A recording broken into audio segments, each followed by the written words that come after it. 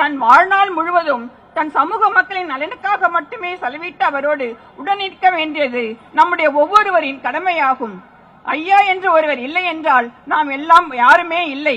ஆகவே நம் ஐயாவே நம்முடைய ஒரே தலைவர் ஆவார். மாறாக நான் தான் தலைவர், நான் தான் தலைவி என்று கூறிக்கொண்டு 100 நாட்கள் சொகுசு பயணம் புறப்படுவர்கள் மத்தியில் அரை நூற்றாண்டாக ஐயா அவர்கள் கிராமங்கள் தோறும் நடந்தே இயக்கத்தை கட்டி காத்து ஐயாவை மறந்துவிட்டு கட்சியை பிளவுபடுத்தி வருகிறார்கள்.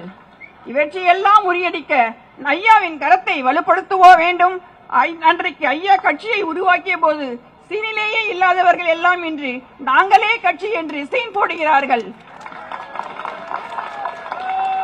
ஐயா தன் அயராத உழைப்பால் வளர்த்தெடுத்த இந்த இயக்கத்தின் கனிகளை அறுவடை செய்து கொண்டு அன்று அவரையே நிற்கதியாக்க நினைக்கிறார்கள்.